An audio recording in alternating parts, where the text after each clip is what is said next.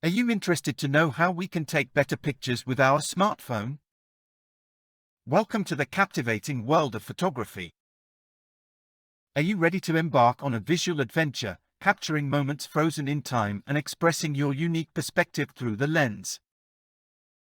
Photography is more than just a hobby, it's a powerful form of storytelling, an art that allows you to convey emotions, share experiences, and explore the beauty of the world around you while traveling. Whether you're a complete novice or someone with a budding interest in photography, this journey promises excitement, creativity, and endless possibilities.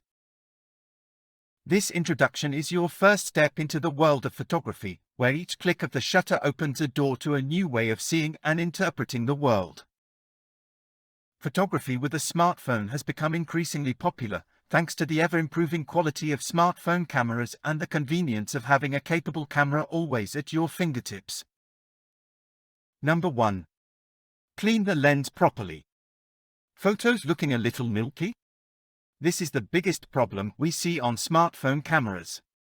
Because the lens is so small, it's very easy for it to get dirty while you're using your phone for other things. You spend the whole day groping your phone, so make sure you wipe away those smeary marks before you start snapping. This is especially problematic when the sun cream comes out. Wipe it away and you'll get better pictures. This is really important on the front camera too. You want those selfies to be stellar, so take time to wipe the sweat, grease, or makeup off the lens so you look pin sharp. Number 2. Focus properly. Focus makes a photo. Cameras have become a lot better at focusing on the subject in the past few years, but don't just point and press the button.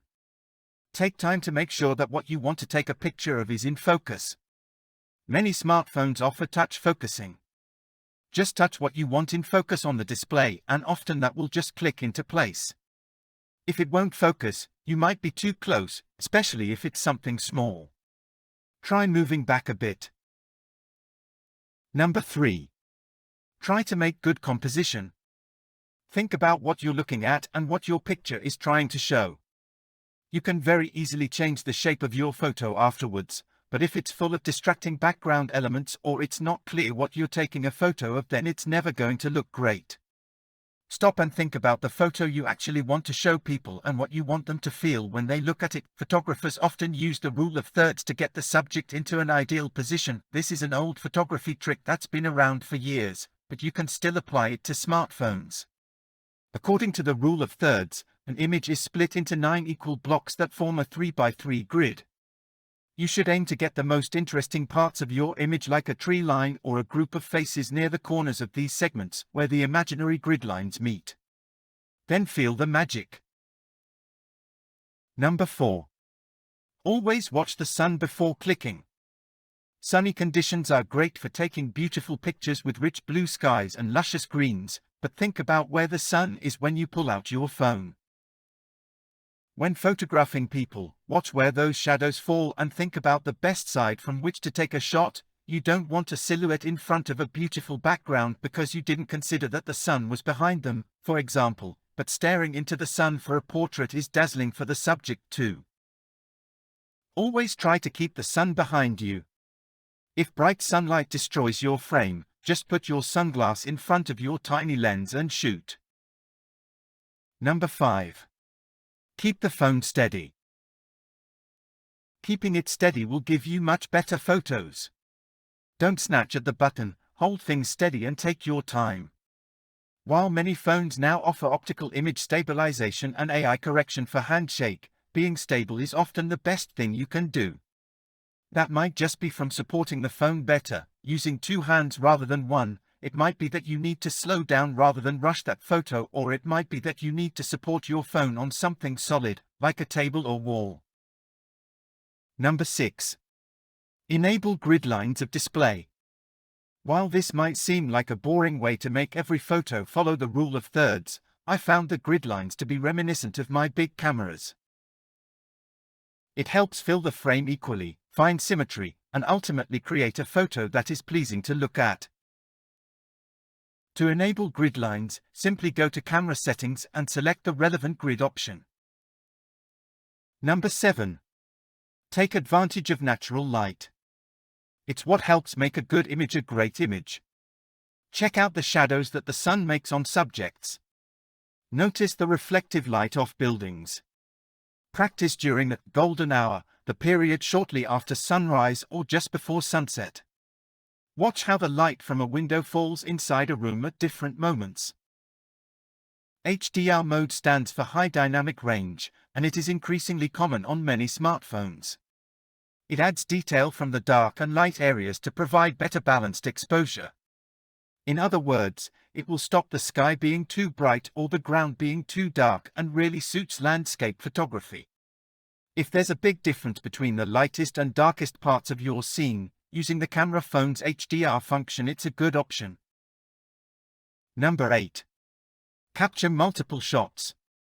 One of the best things about smartphone photography is that you can take as many photos as you want and there is no need to print them off to see the results. This makes it much easier to learn and improve from your results. Burst photos are good to use when using your smartphone for photography. They allow you to capture multiple shots as your subject moves. Once you've taken a set of burst photos, you can then select the best shots. Number 9. Avoid digital zoom. Digital zoom nearly always produces poor results as it reduces the resolution of the image. Avoiding it is one of the basic photography tips for taking better photos.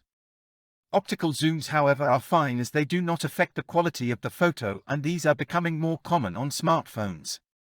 If you only have a digital zoom, then instead of using it, simply move closer to maintain the image quality. Use your smartphone to tell a story through a series of photos.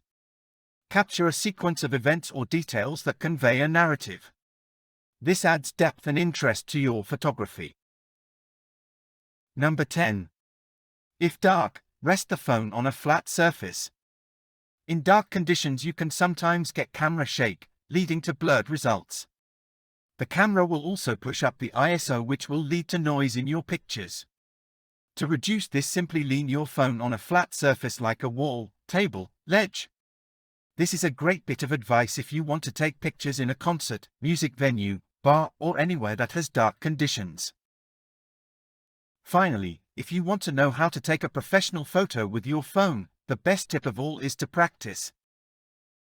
You don't have to worry about filling up a film and printing out your photos, so take as many photos as you want, analyze the results, and make notes on how they can improve. Is it the lighting, the composition, camera shake, etc.?